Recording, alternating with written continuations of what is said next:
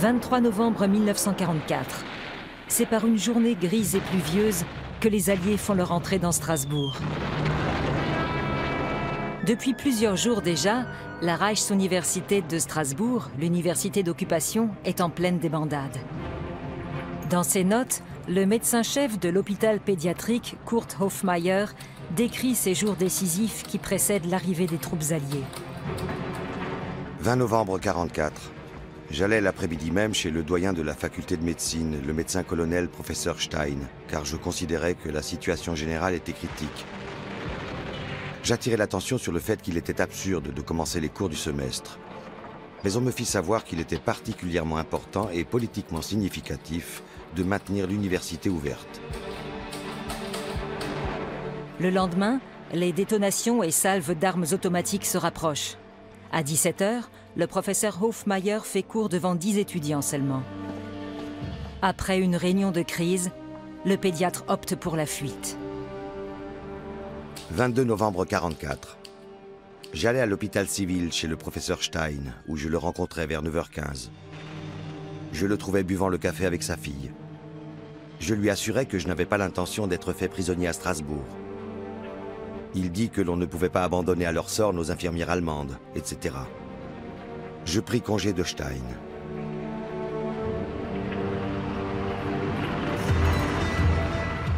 Le pédiatre s'enfuit par le pont du Rhin. Il échappe de justesse aux Alliés. Le professeur Stein, lui, reste à la faculté de médecine, convaincu jusqu'au bout de la victoire finale. Johannes Stein est mon grand-père.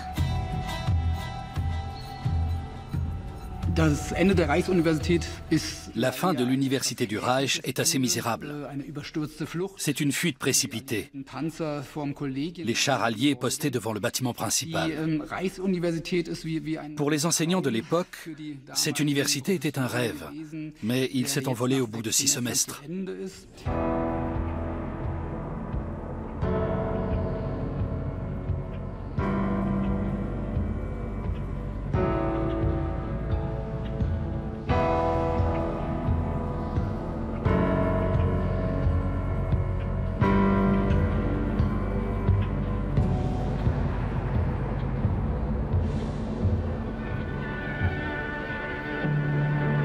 Dimanche 23 novembre 1941, 10 h du matin. 3 ans, jour pour jour avant l'arrivée des Alliés, la Reichsuniversität, l'université du Reich, ouvre ses portes à Strasbourg.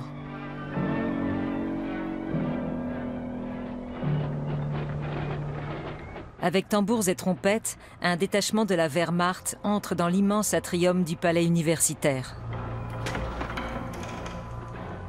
Des drapeaux de l'époque du Kaiser côtoient ceux des nouveaux maîtres. Les vieilles corporations d'étudiants de l'époque impériale défilaient en uniforme, avec des drapeaux. Plusieurs unités de la Wehrmacht étaient là. C'était un événement au vrai sens du terme. Il y avait 800 invités, je crois.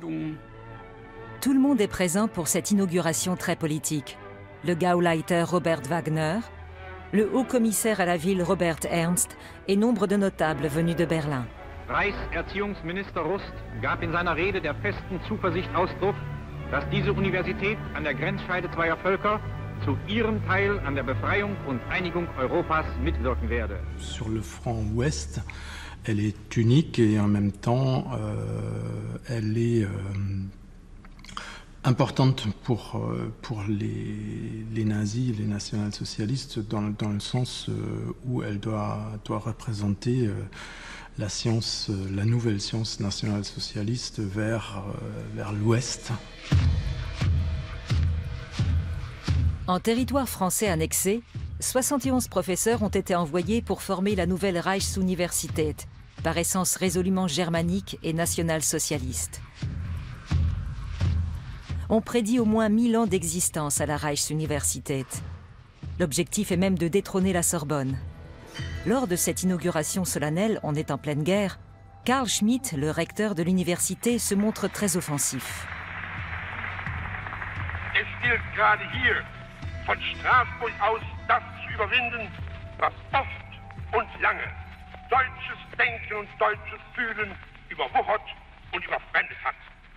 Wir wollen auch den Westen durch unsere geistige Kraft überzeugen und, wenn möglich, für Europa gewinnen. Unser geistiger Kampf bewegt sich auf der gleichen Linie, auf der sich heute der Kampf der Waffen bewegt.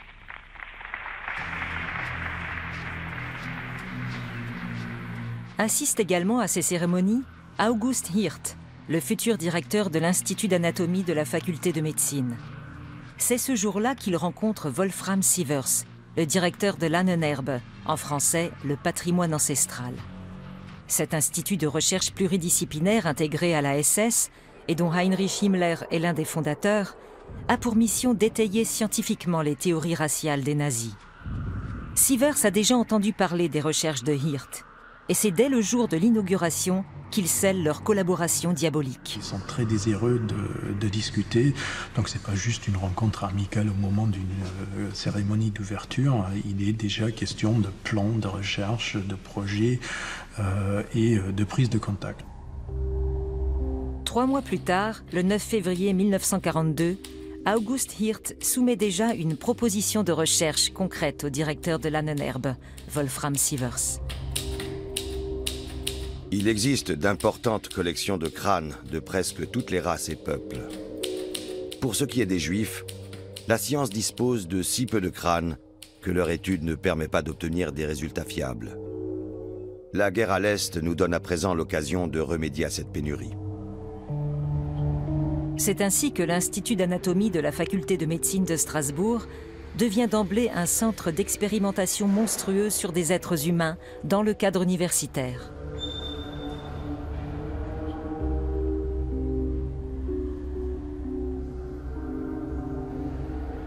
Lors de la cérémonie d'inauguration, Johannes Stein, mon grand-père, est assis au premier rang.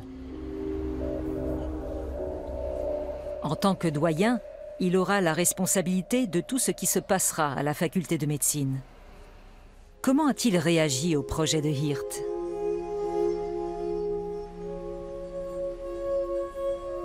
Même sur les photos prises en famille, il porte systématiquement l'uniforme.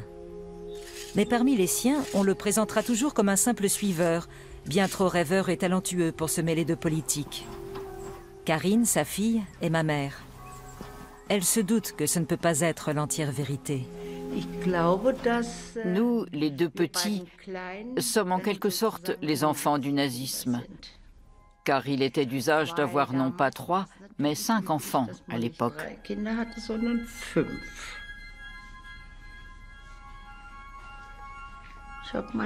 J'aimais beaucoup mon père, parce qu'il était très farfelu. Ça me plaisait beaucoup. Même à Noël, c'était toujours complètement loufoque. Tous les cadeaux étaient disposés au pied du sapin. Mon père les distribuait. Et moi, je me retrouvais avec un pantalon d'homme, par exemple. Et Eckhart avec une robe de petite fille ou quelque chose de ce genre. Il n'était jamais à court d'idées. On s'amusait toujours avec lui, et moi j'aimais tellement ça. Qui était mon grand-père? Le bon père de famille et talentueux pianiste? Ou un nazi fanatique, antisémite, qui a fait carrière? Elsass, uraltes deutsches Land. Das sagen schon die Namen seiner Städte. Voilà des siècles que l'Allemagne et la France se disputent l'Alsace et le Rhin, sa frontière naturelle. Rien qu'entre 1871 et 1945, elle a dû changer 4 fois de nationalité. Pour les Allemands, Strasbourg est la ville de toutes les convoitises.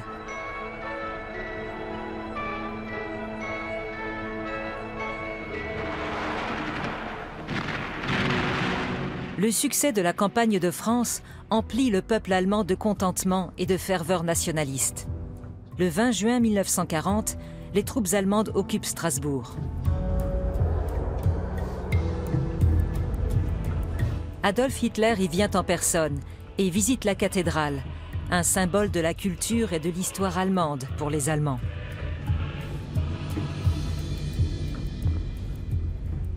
Donc il y a un retour chez soi et en même temps un petit sentiment de supériorité, de pitié pour un lieu qui a souffert de cette occupation française. C'est quasiment considéré comme ça, un intermède qui est naturalisé, qui rétablit. Les Allemands reprennent possession de la ville. La place Kléber, au cœur de Strasbourg, reçoit le nom de Karl Roos. On y organise de gigantesques défilés, autant de démonstrations de pouvoir. Le bâtiment central de l'université se transforme lui aussi. Toutes les fresques et peintures sont retirées. Apparaît alors une construction nue et monumentale, censée témoigner de la grandeur de l'Allemagne. Les Allemands sont de retour, alors bien sûr, Strasbourg est intéressante financièrement, mais pas seulement. C'est une destination de choix pour bien des professeurs allemands. L'historien Günther Franz, par exemple, disait quelques semaines plus tôt à son chef de service au ministère qu'il n'accepterait de nouvelles mutations qu'à condition que ce soit Strasbourg. C'était le but ultime. On voulait être en première ligne quand cette vieille région allemande serait regermanisée.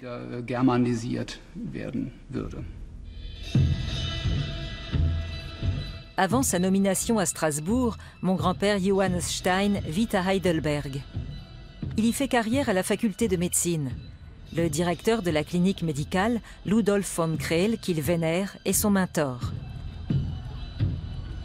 Après 1933, tous les professeurs juifs de l'université sont révoqués. Et Johannes Stein y contribue activement. Johannes Stein est un exemple d'universitaire dont la carrière décolle après 1933, et grâce à 1933. Ce n'est qu'après 1933 qu'il obtient une chaire de professeur titulaire à l'université de Heidelberg. Et en tant que vice-recteur, il était très engagé dans la politique de l'enseignement supérieur. Mon grand-père a intégré la SS dès le 1er mai 1933. Un tremplin pour son ascension professionnelle. Dans cette notation faite par le parti, on lit qu'il est extrêmement capable et doué, et qu'il compte parmi les professeurs nationaux-socialistes de premier plan. À partir de l'été 40, Johannes Stein se rend régulièrement à Strasbourg. Dès les premières ébauches de la future université, il est clair qu'il sera le doyen de la faculté de médecine, et que l'attribution des postes lui incombera. Deux autres professeurs jouent un rôle majeur dans l'organisation de la nouvelle Reichsuniversität. Ernst Heinrich, le futur doyen de la faculté de philosophie, et Karl Schmidt, le recteur à venir. Le trio descend dans le plus bel hôtel, la Maison Rouge, sur la place Karl Roos. Il y convie les candidats potentiels pour des entretiens et enchaîne les nuits très arrosées au restaurant Valentin. Mon père buvait du vin et Schmidt devait boire de la bière parce que quelqu'un avait fait un jeu de mots en les surnommant Bierschmidt et Weinstein. On discute beaucoup lors de ces rencontres. On voit l'université comme un bastion face à l'Occident. Quant au programme enseigné dans les différentes facultés, on compte avant tout sur Ernst Heinrich pour élaborer le projet global. L'historien s'est lui-même entraîné pour cette mission strasbourgeoise en multipliant les publications.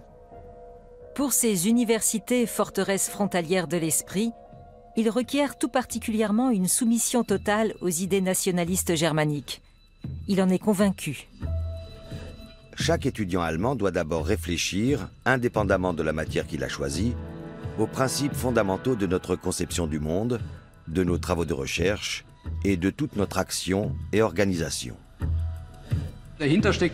L'idée directrice est que la science n'existe pas pour elle-même, mais pour servir le peuple allemand, et qu'elle doit puiser son inspiration dans le nationalisme germanique.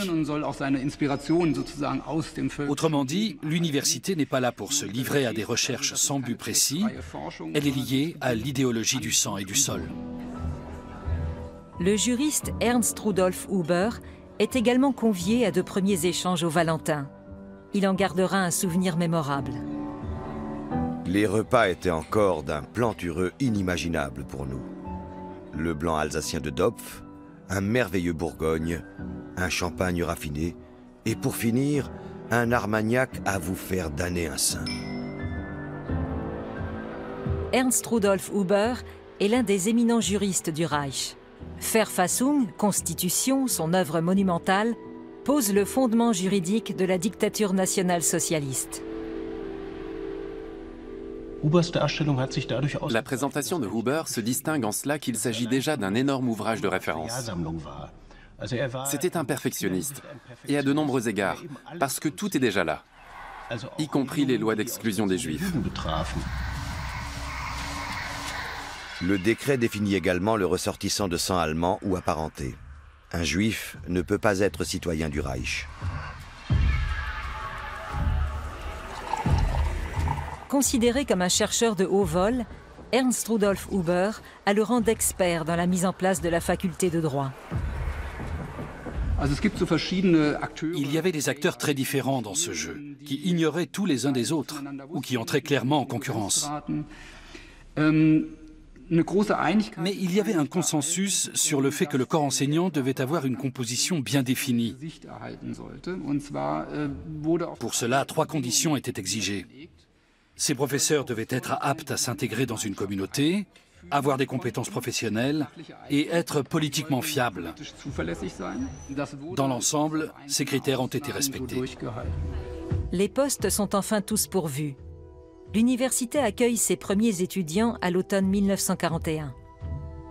Le programme des cours est fortement empreint d'idéologie nationale-socialiste, légendes héroïques allemandes, hygiène raciale et médecine militaire. Johannes Stein, le seul à toujours faire cours en uniforme, dirige la plus grande faculté. Les étudiants en médecine représentent la moitié des effectifs, car on a besoin de médecins sur le front. Quand on regarde son budget, son financement, c'est à peu près la moitié des sommes qui sont en jeu, qui sont discutées à différents moments de son histoire. Donc la médecine est clairement parmi les facultés probablement la plus importante. La faculté bénéficie d'un équipement des plus modernes. On commande l'un des tout premiers microscopes électroniques à des fins de recherche biomédicale. Il n'y en a que 2 dans toute l'Allemagne. Là encore, le Reich veut afficher sa supériorité sur la France. La faculté emploie 28 professeurs au total. Tous ces professeurs étaient à la fois des scientifiques reconnus dans leur domaine et en même temps des personnes qui étaient engagées soit dans le parti nazi, soit dans la SS, soit dans la SA, ce qui n'était pas le cas dans les autres universités allemandes de l'époque. Le directeur de l'Institut d'anatomie, August Hirt, est lui aussi membre de la SS depuis 1933. Chercheur renommé, il testait déjà le gaz moutarde, un gaz de combat, sur les animaux avant d'arriver à Strasbourg. Comme ses recherches pseudo-scientifiques appliquées à l'armée sont soutenues par le puissant Ahnenerbe, il reçoit très vite l'autorisation officielle de Berlin d'étendre ses expérimentations à l'homme. C'est dans les Vosges, à 800 mètres d'altitude et 55 km au sud-ouest de Strasbourg, que se trouve l'unique camp de concentration bâti sur le sol français, le KL Natzweiler-Struthof.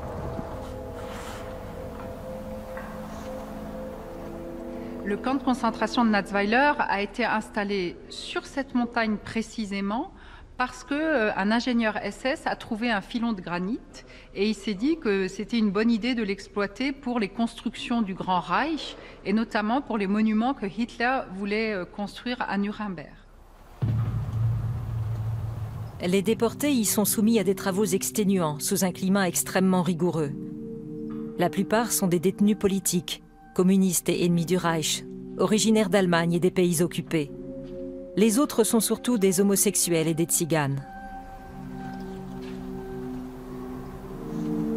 August Hirt s'y rend régulièrement, car c'est là qu'il trouve les cobayes humains dont il aura besoin pour ses expériences sur le gaz moutarde. Le 12 novembre 1943, il commence ses essais.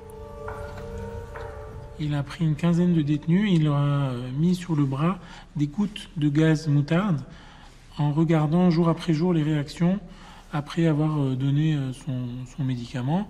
Et au cours de ces recherches, il y a eu 3 morts, 3 détenus allemands.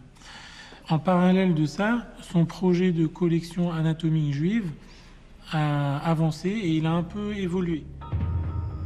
Pour son projet de collection anatomique, August Hirt a besoin de détenus juifs. Mais il n'y en a pas à Natzweiler. Dès le 2 novembre 1942, Lahnenerbe, à Berlin, demande qu'on lui réserve des détenus du camp de concentration d'Auschwitz. Dans son courrier, le directeur de Lahnenerbe, Wolfram Sievers, précise qu'il faudra les envoyer à Natzweiler. Mon grand-père s'est-il jamais rendu au camp de concentration? Savait-il ce que Hirt y faisait? C'est tout de même lui qui l'avait fait venir à la faculté de médecine. Il nous emmenait parfois à la clinique. Et les infirmières en chef nous gâtaient, bien sûr. Je n'ai que de beaux souvenirs d'enfance avec mon père. C'est pour ça que je n'arrive pas à comprendre qu'il ait pu être nazi à ce point. Je ne pouvais tout simplement pas croire ce que je lisais.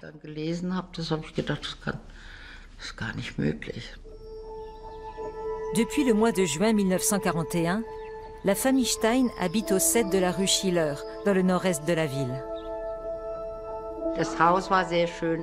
La maison était très belle. C'était une vieille maison avec un grand vestibule. Là, il y avait une chaise sur laquelle mon père posait sa casquette d'officier quand il rentrait. Je m'en souviens bien. Ensuite, il nous asseyait sur son piano, mon frère et moi, à sa gauche et à sa droite. Et il inventait des histoires tout en jouant. Et pourtant, ma mère n'aime pas la vie à Strasbourg. Elle ne trouve pas la ville accueillante.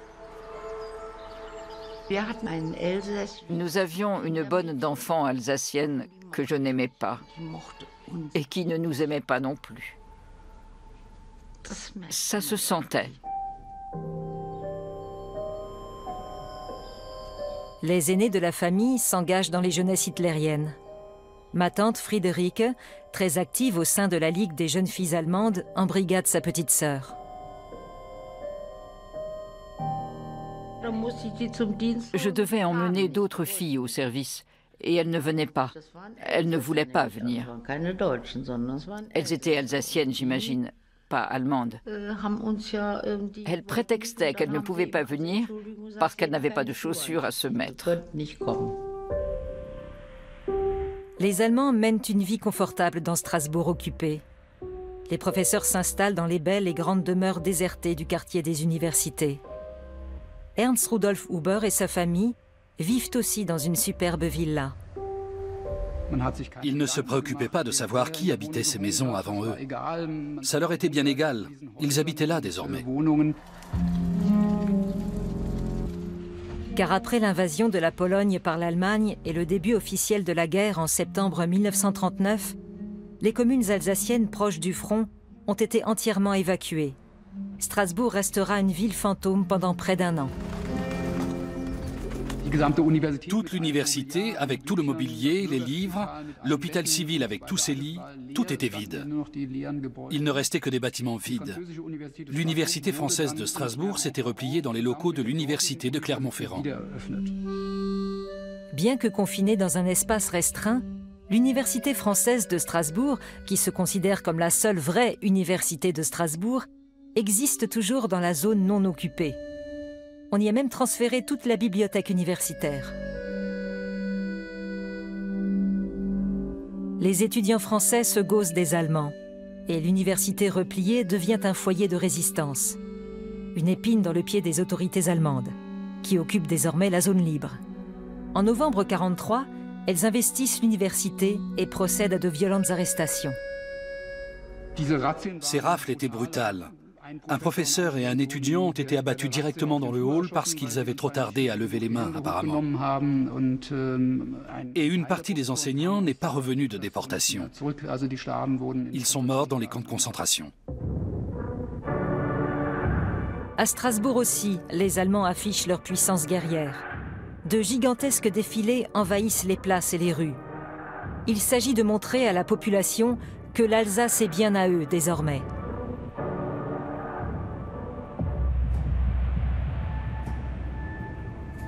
En septembre 1942, un jeune physicien théoricien de 30 ans quitte Berlin pour Strasbourg. Karl Friedrich von Weizsäcker est enfin professeur. Sa nomination s'est fait attendre, car lui n'est pas membre du NSDAP, le parti nazi. C'était sa première chaire universitaire, donc une nouvelle étape dans sa carrière. Jusque-là, il travaillait pour la Société Kaiser Wilhelm pour le progrès des sciences. C'était un membre éminent du projet Uranium, destiné à promouvoir l'utilisation du nucléaire et la recherche sur les armes atomiques. Lui-même avait déposé un brevet pour la fabrication de bombes au plutonium. Pour faciliter le projet de recherche de Karl Friedrich von Weizsäcker, on accorde à son département l'accélérateur à neutrons qu'il demande.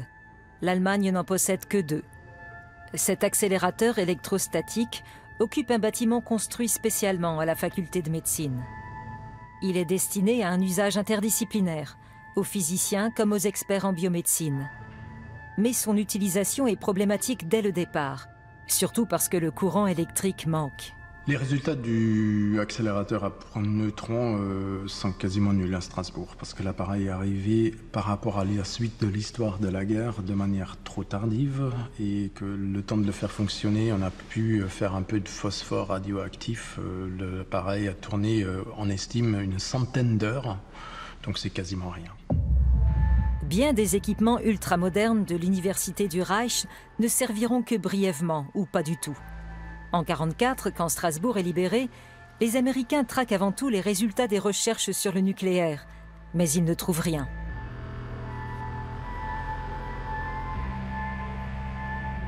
À Strasbourg, Karl Friedrich von Weizsäcker s'éloigne beaucoup de la recherche nucléaire pour se consacrer plutôt à des questions philosophiques. Comme ses collègues, Karl Friedrich von Weizsäcker habite une villa du nord-est de la ville, 7 rue Karl Bernhardt. Il y vit avec son épouse, Gunda Lena, et leurs 3 enfants. Je me souviens que nous avions une grande maison, avec un grand jardin. Je vois encore les poules courir le long du mur. J'ai souvenir d'une enfance heureuse. Nous étions bien là-bas. C'est juste à côté, au numéro 9 de la rue, que vivent l'anatomiste August Hirt et sa famille. Un voisinage embarrassant, comme l'a souvent raconté Gunda Lena von Weizsäcker à sa fille Elisabeth. Le professeur Hirt nous rendait visite ce jour-là. On commence à discuter des traits de caractère des différentes nations, et quand arrive le tour des Allemands, le professeur Hirt dit « Oh, nous, les Allemands, on ne ferait pas de mal à une mouche ». Là, ma mère explose et dit « Mais, professeur Hirt, vous savez très bien ce qui se passe dans les camps de prisonniers russes. » Et là, il répond « Ah, vous écoutez la BBC, vous aussi ?» Or, c'était totalement interdit. Après ça, ma mère nous a souvent raconté que pendant plusieurs semaines, elle avait eu peur que la Gestapo ne vienne l'embarquer. Malgré les divergences d'opinion entre les différentes familles, on se fréquente, on s'invite. La conscience de faire partie d'une élite nationale socialiste génère une cohésion de groupe. Ma famille, elle aussi, entretient des liens amicaux avec August Hirt. L'abominable Hirt, comme on l'a su plus tard. Nous étions allés chez lui pour fêter Pâques, et c'était très sympathique. Mais en fait, je n'aimais pas du tout sa tête. Elle ne me revenait pas. Nous avons tout de même passé un très bon moment chez lui. Nous avons dû grimper aux arbres pour trouver les œufs.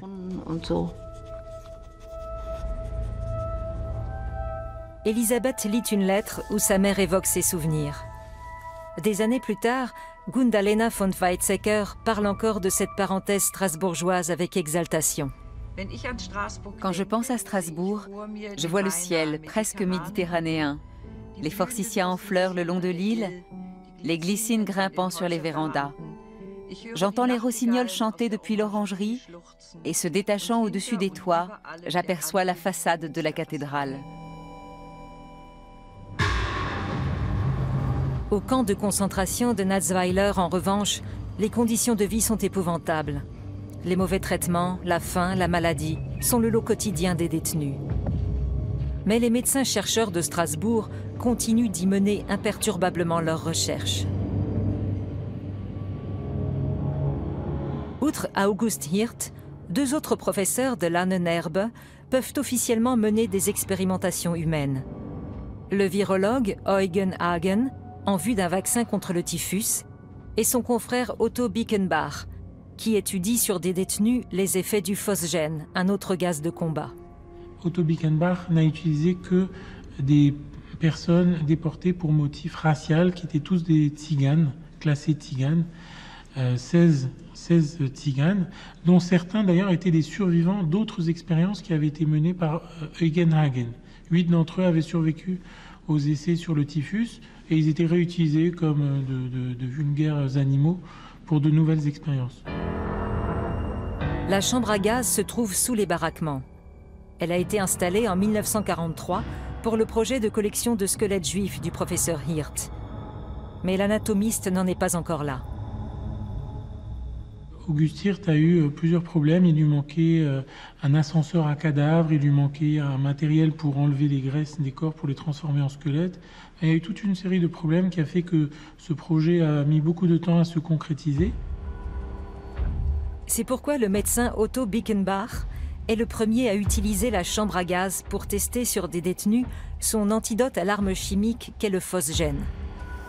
Après avoir reçu une dose d'urotropine, les sujets doivent faire éclater eux-mêmes l'ampoule de phosgène sur le sol de la chambre à gaz. Le temps d'exposition au gaz va de 20 à 30 minutes. L'expérience est ensuite renouvelée avec un groupe de cobayes à qui l'on n'a pas injecté d'urotropine pour les protéger, afin de comparer les résultats. 4 sont morts pendant ces expériences, ou à la suite de ces expériences, dont un qui avait 17 ans, qui s'appelait Adalbert Eckstein, qui était un jeune arrêté simplement pour être né de la mauvaise origine pour les nazis. Les Vosges sont une destination d'excursion très prisée d'un grand nombre de professeurs strasbourgeois et de leurs familles, qui préfèrent ne pas voir la réalité. Aber wir sind im Glück, denn wir leben im Licht, wir lachen über den Fluch. Nur nicht dran denken, nichts soll uns kränken, keiner raubt uns die Ruhe, macht eure Augen zu.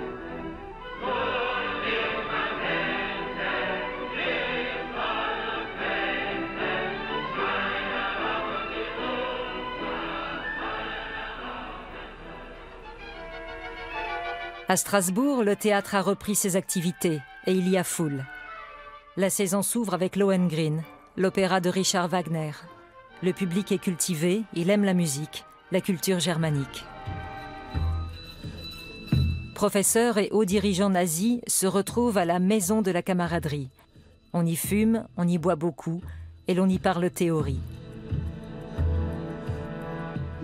Tout ce petit monde était étroitement lié aux unités de la Wehrmacht, à la SS, à la police, aux notables de la ville, aux nazis. Ils vivaient tout simplement au cœur de cette communauté allemande. Ils avaient peu de liens avec la population locale.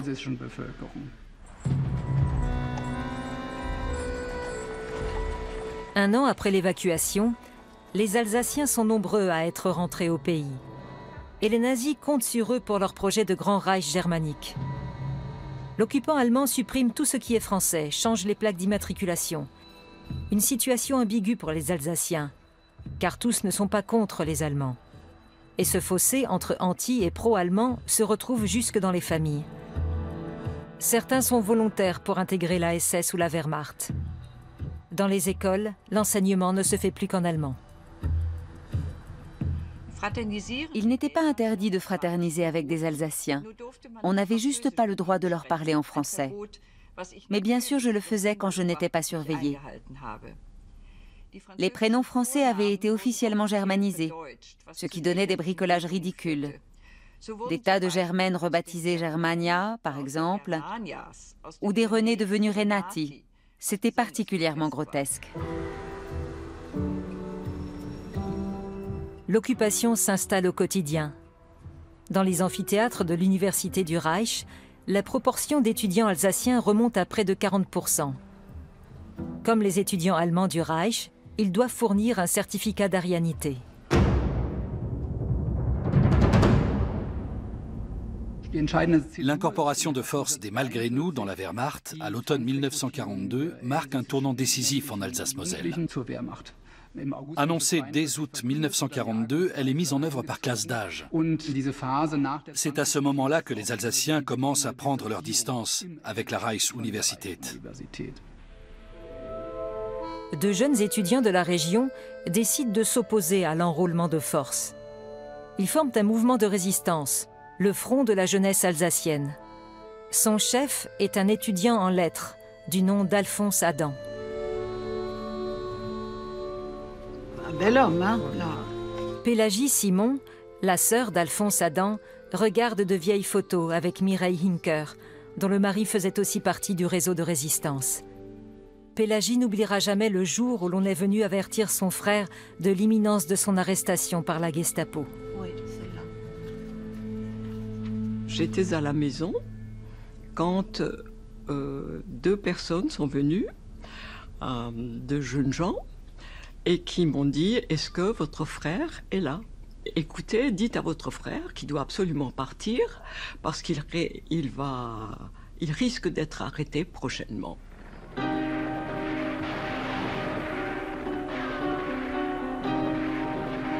En 1942, le mouvement rassemble près de 500 jeunes de la région de Strasbourg.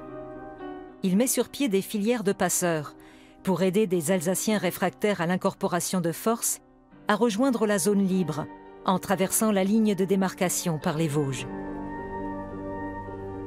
Pour faire partie de ce mouvement issu de la jeunesse catholique, il faut s'engager à respecter les règles du réseau en prêtant serment sur le drapeau français et le crucifix. Régulièrement, la nuit, les membres du front distribuent des milliers de tracts qui appellent les Alsaciens à la résistance. Aucun Alsacien honnête n'ira au conseil de révision. De même, chacun refusera de donner sa signature. Le chef de l'administration civile, le Gauleiter Robert Wagner, est hors de lui, ce qui les incite à de nouvelles actions. Mais la situation devient vraiment dangereuse quand ils sont dénoncés par l'un des leurs.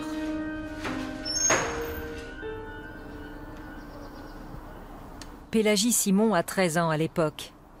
Elle habite avec son frère à Schiltigheim, près de Strasbourg. Elle dort encore ce jour de janvier 1943, quand la Gestapo fait irruption dans la maison au petit matin pour chercher le jeune résistant.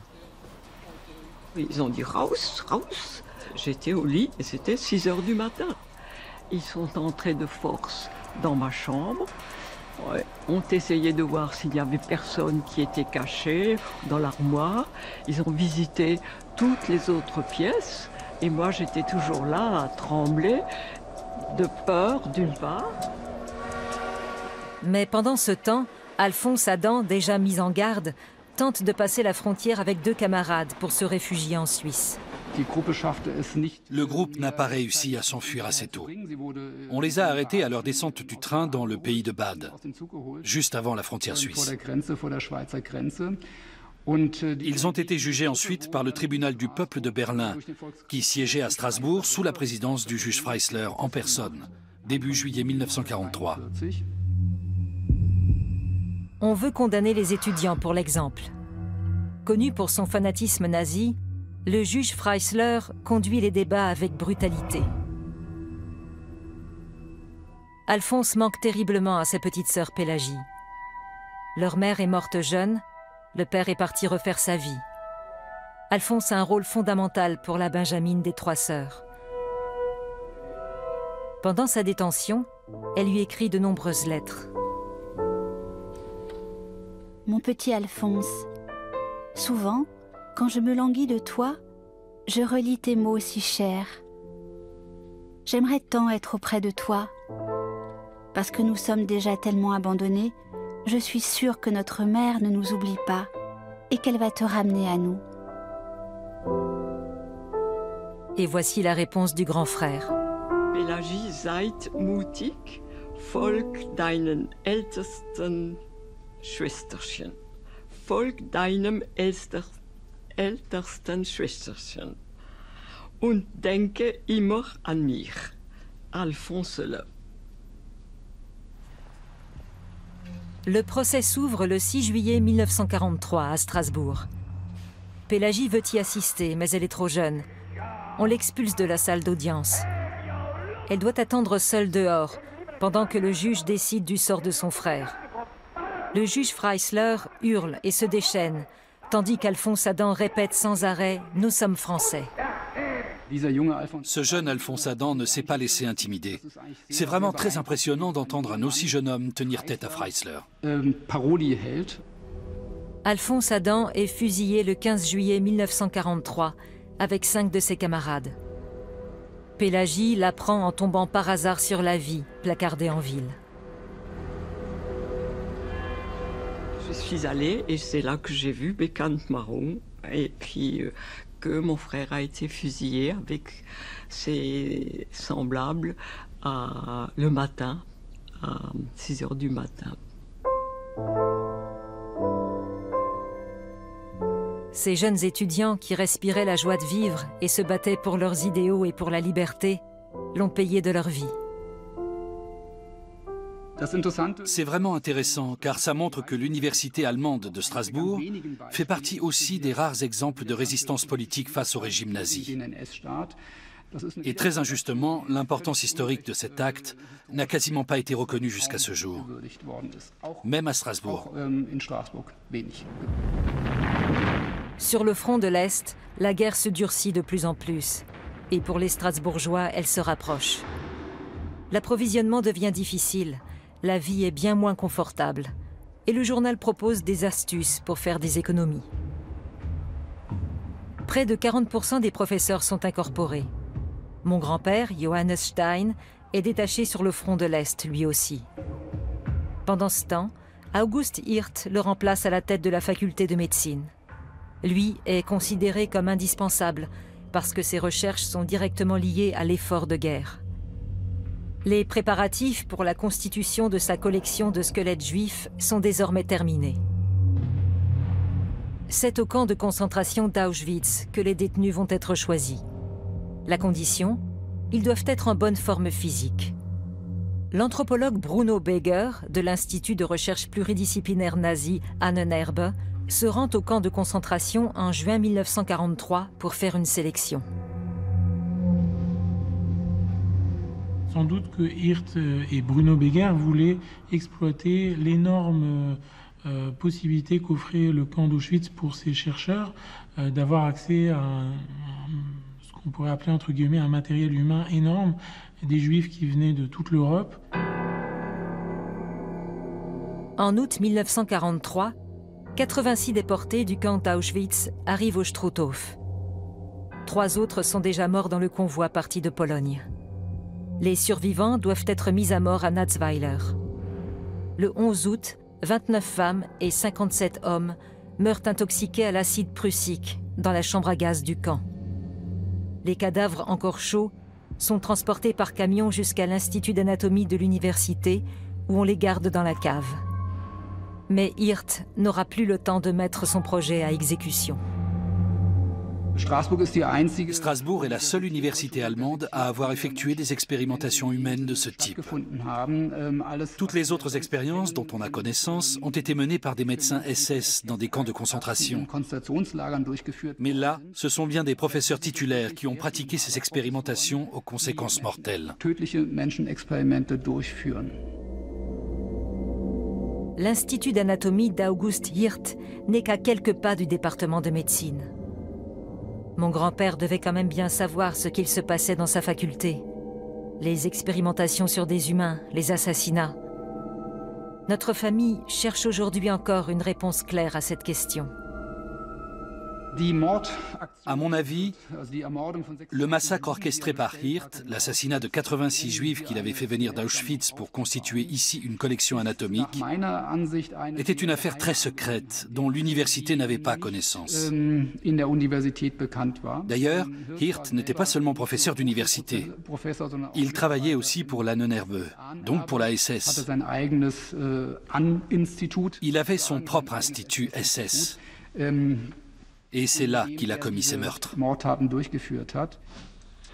Cet institut qu'il dirige à Strasbourg est la section H, comme Hirt, de l'IWZ, lui-même intégré à l'Ahnenerbe.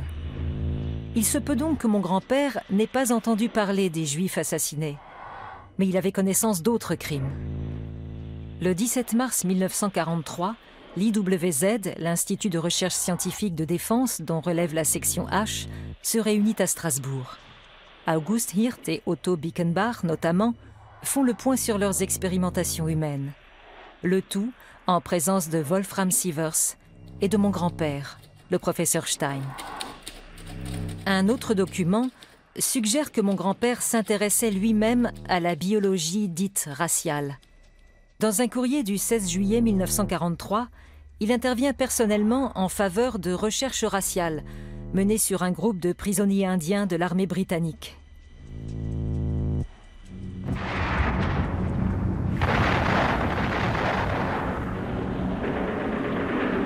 Début juin 1944, les Alliés débarquent en Normandie. À Strasbourg, la situation devient dangereuse. La guerre se rapproche à grands pas. De nombreux étudiants sont enrôlés. Les professeurs tentent dès ce moment de mettre leur famille en lieu sûr. Mes parents nous ont conduits chez ma tante à Lindau. Eux-mêmes sont restés un peu plus longtemps à Strasbourg. Je pense qu'ils voulaient entre autres essayer de descendre leurs meubles à la cave pour les protéger au cas où notre maison serait bombardée.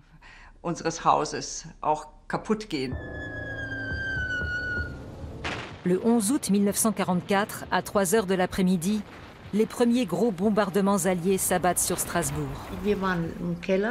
Nous étions dans la cave et les aînés étaient restés dans les chambres sous le toit. C'est moi qui suis montée à toute allure et qui les ai suppliés de descendre. La famille Stein est finalement épargnée. Par contre, la maison des Weizsäcker, rue Karl Bernhardt, et celle de leurs voisins, les Hirt, n'échappent pas aux bombes. La femme et le fils d'August Hirt sont tués.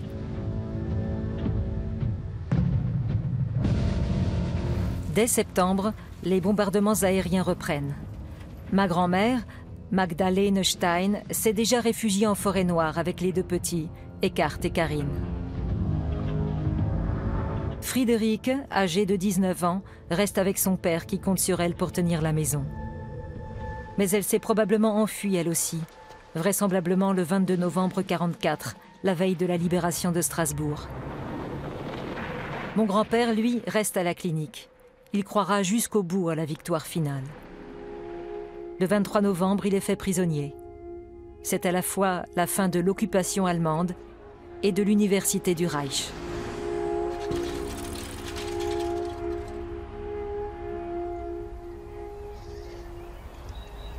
Dans la famille, on a longtemps présenté mon grand-père comme un suiveur, et surtout comme un musicien et un conteur. Le fait qu'il ait été un membre du parti nazi et un médecin eugéniste zélé qui a, selon toute vraisemblance, approuvé des expérimentations humaines, est une réalité encore difficilement supportable pour ses enfants. Ça m'a bouleversée. Mon voisin m'a consolée en me disant qu'il fallait que je distingue les deux. Mon père d'un côté et Stein, le nazi, de l'autre. Car ça ne faisait pas de lui un mauvais père. Moi-même, je n'en aurais jamais cru capable. Mais je l'ai entendu dire si souvent, et je le sais maintenant.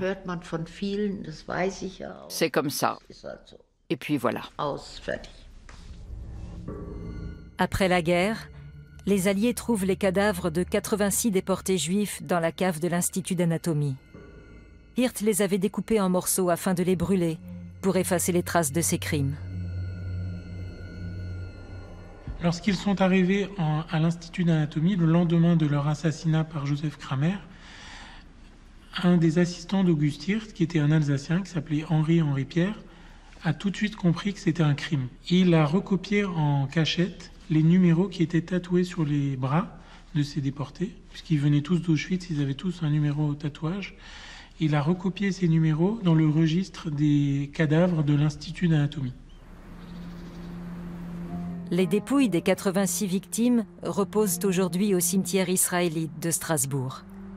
En 2004, un historien de Tübingen parvient à établir l'identité des victimes grâce au numéro de matricule relevé par Henri Pierre. Une manière de leur rendre au moins leur nom. Dès l'origine, l'Université du Reich avait pour mission de propager l'idéologie nationaliste germanique en Occident. Et c'est pour cela qu'on avait envoyé les scientifiques les plus renommés de l'Empire à Strasbourg. Tout ça est complexe. On n'a pas d'un côté la science dans toute sa noblesse et de l'autre le national-socialisme dans toute son ignominie. Ce serait beaucoup trop réducteur. La combinaison des deux existe et ça me paraît important de le voir. On ne peut pas dire que le nazisme n'attire que les idiots et que les gens intelligents s'en préservent.